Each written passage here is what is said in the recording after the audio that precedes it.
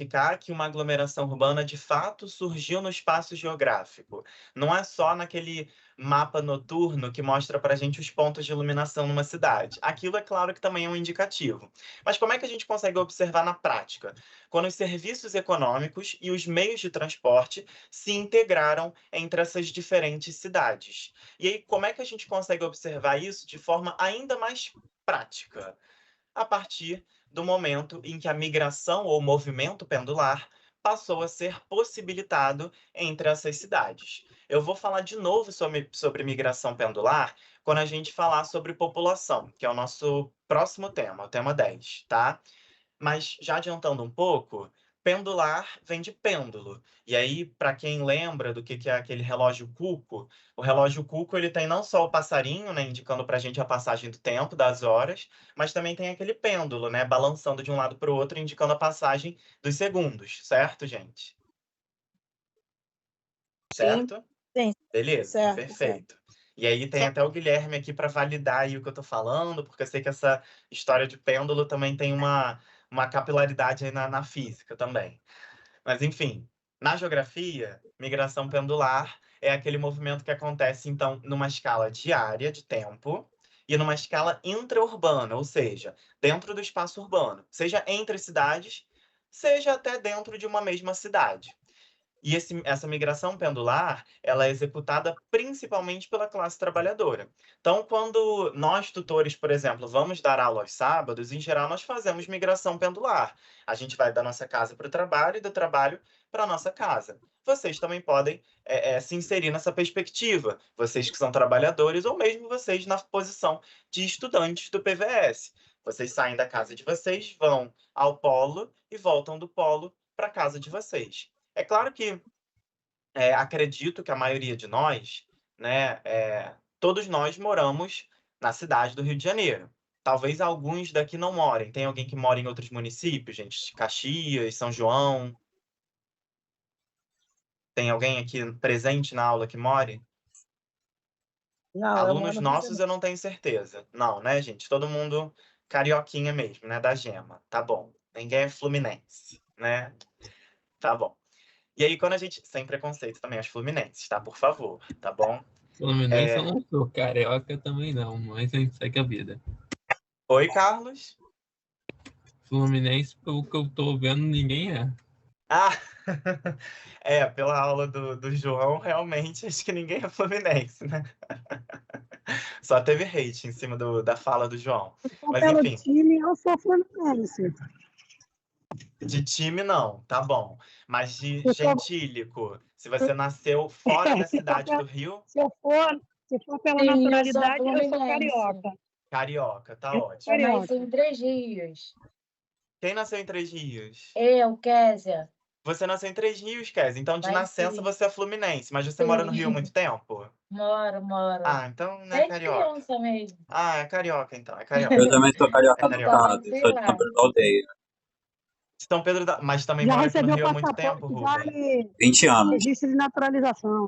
É carioca já, então. É carioca. Então, eu concedo esse título honorário aí, tá? Carioca, pronto. Ai, Bom, é claro... Fala, Rubem, você ia falar alguma coisa? não, eu falei, obrigado. Ah, mas é claro que quando a gente fala sobre migração pendular, tem alguns autores que vão defender que essa escala intra-urbana, né? Quando a gente fala em escala, a gente pode pensar em escala temporal, e aí, no caso da migração pendular, é diária, mas a gente pode pensar em escala espacial também, né? E aí, nesse caso, é intra-urbana. Alguns autores vão defender que a migração pendular, ela vai se originar, ela vai acontecer, na verdade, quando há dois municípios envolvidos, pelo menos, ou seja, quando há a travessia entre limites territoriais, tá? Limites político-administrativos, tá? Entre entes aí da, da, da federação, né? Entre entes municipais nesse caso. Mas quando a gente fala na prática, né, no espaço geográfico, quando a gente vivencia esse espaço, a própria travessia entre bairros, né, dentro de um mesmo município, quando a gente pensa no município do Rio de Janeiro, né, que é um município relativamente grande, né, em termos de dimensão territorial, a gente também pode pensar nesses nossos deslocamentos, por exemplo, aos sábados, como um exemplo de migração pendular, tá certo? Mas quando a gente fala de conurbação, aí não há dúvidas, não há dubiedades de nenhum autor sobre o fato de que conurbação se refere especificamente a locais que são de municípios distintos. Então, há a necessidade de ter a integração de cidades que estão localizadas em municipalidades aí distintas, tá, gente? E aí, quando a gente fala de aglomerações urbanas, a gente pode pensar, então, em 2 exemplos, que são aqueles que aparecem dessa forma, sob essa nomenclatura, sob essa terminologia, de forma mais recorrente. Qual terminologia? Metrópoles e megalópolis. Então, na realidade, tanto metrópoles quanto megalópolis surgem a partir desse fenômeno da conurbação, da integração dos tecidos urbanos a partir desses avanços dos serviços econômicos e meios de transporte, tá? Que vão produzir esse movimento pendular. Qual a diferença, então, entre uma metrópole e uma megalópole? É a escala. A megalópole é a conurbação que acontece entre metrópoles, que já haviam se consolidado. A metrópole é a integração que acontece, então, entre cidades de forma primária. Então, a megalópole é um fenômeno de conurbação que acontece a posteriori, que acontece de forma secundária. A metrópole, ela é uma aglomeração urbana que surge a partir de um fenômeno de conurbação que acontece em nível primário, tá certo? Que acontece antes, a priori. Tá bom, gente? Tranquilo?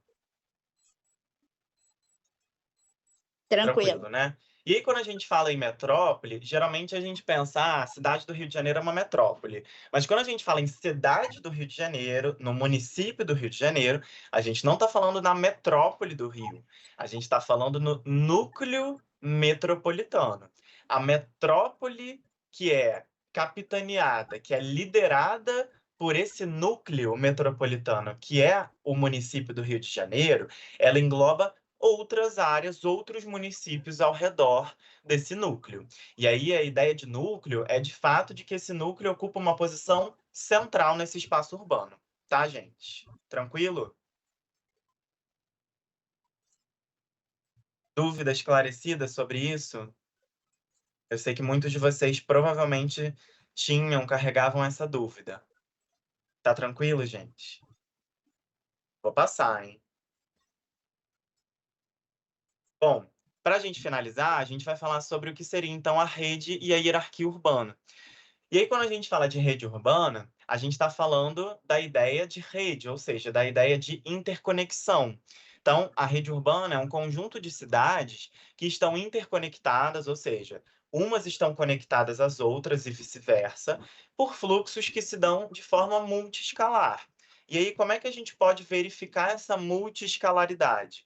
Quando a gente observa, por exemplo, esse esquema aqui que mostra para a gente já a rede urbana, junto com a hierarquia urbana. Então, a gente consegue observar que, hoje em dia, no esquema clássico atual, a rede urbana ela se organiza a partir de fluxos que se dão em muitas escalas. Então, se a gente for analisar de forma mais detalhada esse diagrama com esses 2 esquemas aqui, a vila, por exemplo, se conecta à cidade local, mas a cidade local se conecta tanto à vila, quanto ao centro regional, quanto à metrópole regional, quanto à metrópole nacional. Então, esses fluxos que acontecem, sejam eles materiais ou imateriais, tá, gente? Ou seja, sejam eles, por exemplo, fluxos de pessoas, sejam fluxos de mercadorias, sejam fluxos de serviços, sejam fluxos de capitais. Vamos lembrar que os capitais hoje em dia fluem no geográfico muito mais pela via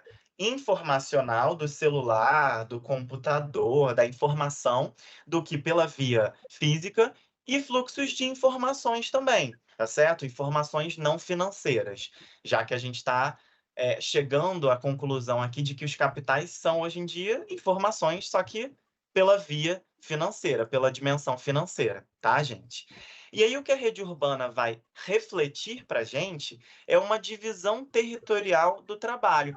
Então, da mesma forma que a gente tem uma divisão social do trabalho, ou seja, pessoas diferentes ocupando posições, aliás, desempenhando funções produtivas diferentes num sistema socioespacial, numa cidade, por exemplo, e aí essas funções produtivas diferentes vão então justificar a existência de posições sociais diferentes.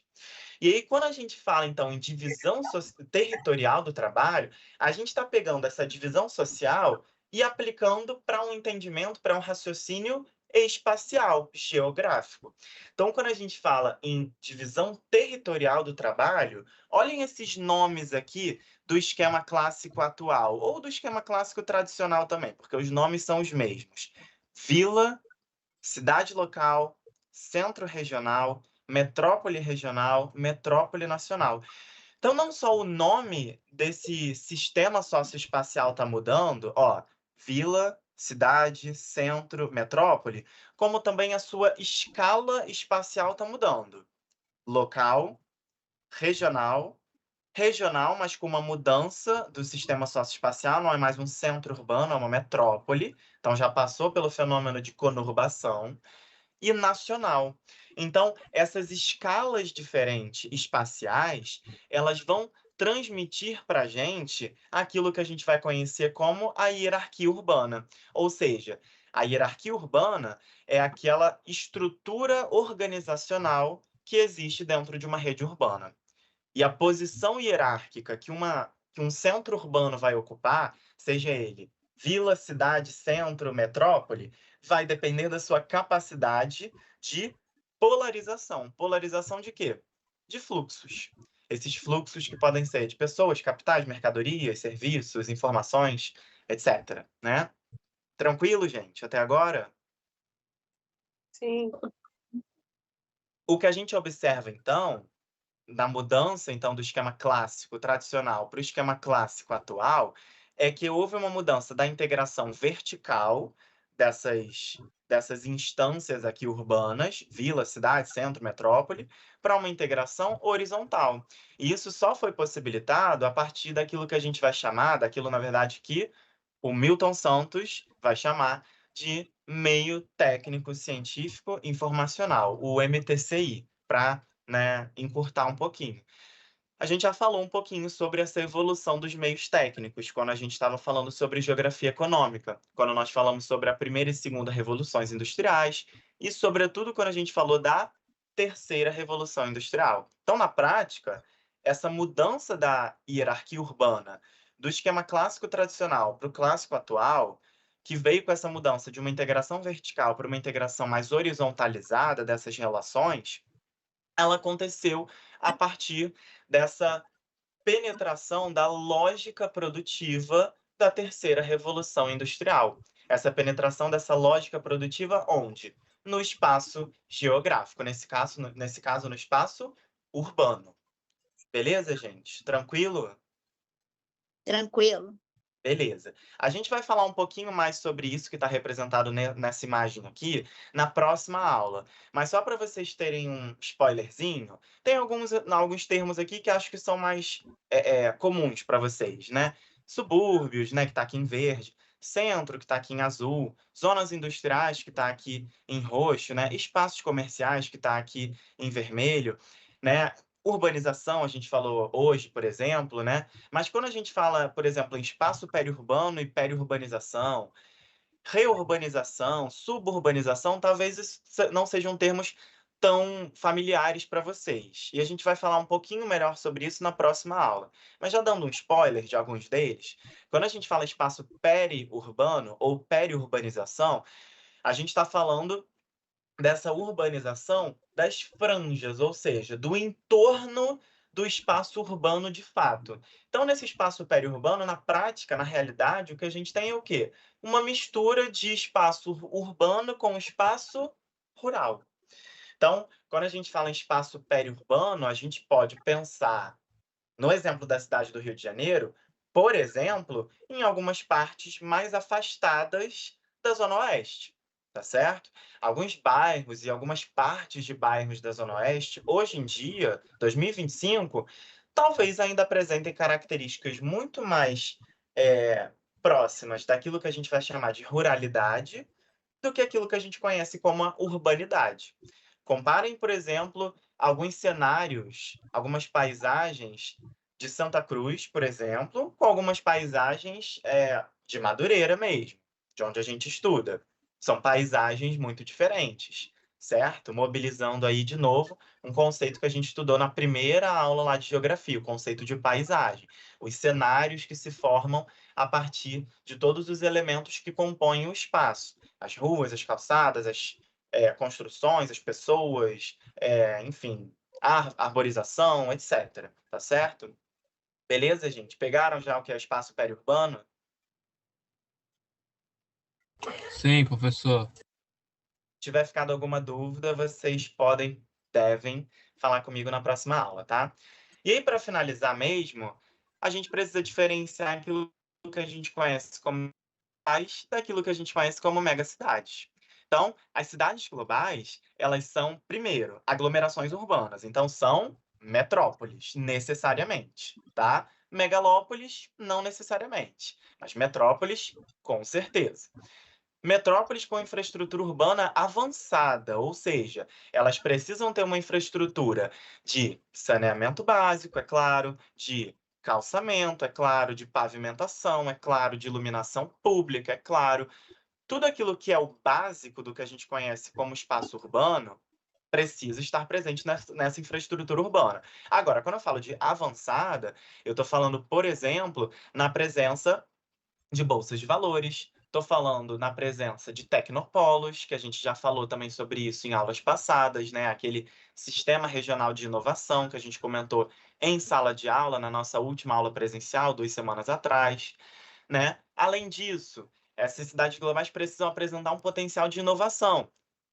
Tecnopolo, por exemplo, é um reflexo desse potencial de inovação que uma metrópole apresenta, tá certo? E aí essa inovação ela não precisa ser a nível tecnológico, pode ser uma inovação, por exemplo, organizacional, pode ser uma inovação, por exemplo, cultural, tá certo? Então, é inovação que vai provocar algum tipo de mudança comportamental naquela população.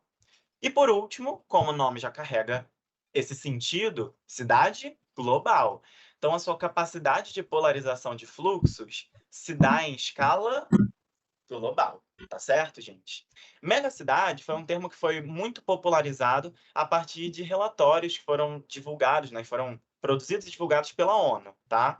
Então, megacidade não é um termo que tem tanta, enfim, tem capilaridade na geografia, mas não é um termo tão aceito assim por boa parte dos geógrafos, mas que aparece no vestibular para você, tá? Assim como cidades globais.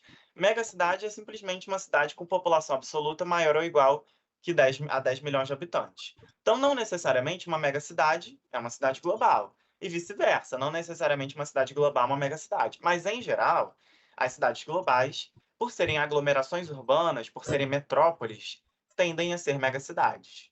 Vocês reconhecem algumas dessas imagens aqui que eu coloquei? Tóquio. Tóquio, perfeito. São Paulo, São Nova Paulo, York e eu acho Nova que York. a última ali, provavelmente é uma cidade da China, Hong Hong Kong? Não? Xangai. Xangai. Xangai é que tem essa torrezinha aqui. Eu tentei colocar, enfim, espaços, fotos que apresentassem monumentos altos, assim, né? A Ponte Estaiada, aqui que passa pela Marginal Tietê, a Torre de Tóquio, né? Aqui está o Empire State, por exemplo, e aqui a Torre de Xangai, né? Que são símbolos urbanos, né? Muito grandes desses centros que a gente que organizam a rede urbana global. Ou seja, já estou adiantando, todas essas 4 são cidades globais. Se a gente analisar essas 2 imagens aqui, comparar as duas, o que a gente vai perceber é que há uma concentração espacial muito clara, né? Tanto de cidades globais quanto de megacidades, mais ou menos nas mesmas áreas do mundo. E aí, quando a gente observa, por exemplo, São Paulo, a gente percebe que é uma cidade global, né? E nesse caso, nessa hierarquia que é feita, né, por esse ranking, né, que é o GOLC, né? Eu busquei a mais recente para vocês, a de 2024. São Paulo, por exemplo, é uma cidade global de nível alfa, né? O nível mais alto das cidades globais, tá? E aí, quando a gente olha para esse mapa aqui, que não é tão atual assim, né? Eu não consigo encontrar nenhum mapa muito atual, é de 2014, né? 11 anos atrás, mas tá valendo, né? que mostra pra gente as megacidades atuais e as futuras megacidades e o contingente populacional atual, né, de 2015 e o contingente populacional de 2030, né? O que a gente percebe é que muitas cidades globais também são megacidades. Então, no caso de São Paulo, é uma cidade global de nível alfa. Quando a gente pega esse mapa aqui, São Paulo também é uma cidade global. Em 2015 já era 21 milhões de habitantes. E aí é importante falar uma coisa aqui para vocês. Esse mapa não está considerando os limites do município de São Paulo. Mesma coisa, por exemplo, com o município do Rio de Janeiro. Mesma coisa, por exemplo, com o município de Nova York, de Los Angeles, de Bogotá, da Cidade do México, de Moscou, de Londres, Paris, do Cairo, né, de Xangai, de Tóquio, de Beijing, né? Enfim, de Zhengzhou, de Bangkok, de todas essas cidades. O que ele está considerando aqui, na verdade, são os limites daquela aglomeração urbana. Então, o que ele está considerando é a metrópole inteira. Então, na metrópole de São Paulo, em 2015, havia 21 milhões de habitantes. E a projeção é de que em 2030 haveria 23,4 milhões de habitantes. Rio de Janeiro, em 2015, 12,9 milhões de habitantes. E em 2030 a projeção é de 14,1 milhões de habitantes. A cidade do Rio de Janeiro, o município, melhor dizendo, do Rio de Janeiro, por exemplo, não tem isso tudo de habitantes hoje em dia, tá? Tem 6 milhões aí mais ou menos de habitantes. Então, se a gente fosse considerar só os limites municipais, o Rio não estaria presente nesse mapa. Ele não seria uma megacidade, tá? Agora, São Paulo, sim. São Paulo tem, se eu não me engano, um pouquinho mais de 12 milhões de habitantes na cidade de São Paulo, no município de São Paulo, tá, gente? De boa, tranquilo? Tranquilo. Essa concentração espacial, tanto das cidades globais quanto das megacidades, né, mas sobretudo das cidades globais, ela reflete para a gente não somente quais cidades são mais desenvolvidas, têm infraestrutura urbana mais avançada, mas ela reflete para a gente aquilo que a gente estudou no tema 8, de Geografia Econômica, a tal da divisão internacional do trabalho. O que a gente observa é que a maior parte dos países que concentram cidades alfa não são países que foram colônias no passado histórico, são países que foram metrópoles. O Brasil, por exemplo, só tem uma cidade global de nível alfa, né? A Argentina só tem uma cidade global de nível alfa, o Chile também, por exemplo. O México também, por exemplo. Agora, quando a gente vai observar Estados Unidos, olha a quantidade de cidades globais de nível alfa tem. Quando a gente vai observar toda a Europa Ocidental, olha a quantidade também de cidades globais em nível alfa que a Europa apresenta. Se a gente for observar, por exemplo, a China, hoje em dia já alcançando, né, níveis mais avançados aí na divisão internacional do trabalho, já saindo da categoria de potência emergente e alcançando talvez a categoria de uma potência global, né, competindo aí essa posição com os Estados Unidos, né, hoje em dia, segunda maior economia do mundo. Talvez o que a gente perceba é que a China também apresenta, então, essa quantidade maior de cidades globais de nível alfa por conta da sua mudança aí de função produtiva na divisão internacional do trabalho atual. Beleza, gente? Tranquilo? Tranquilo, professor. Tranquilo talvez não esteja tanto, porque eu sei que é bastante conteúdo, né? Um conteúdo bem Muito denso. mesmo. Bastante coisinha Ai, aí. que bom que eu não precisei falar de novo.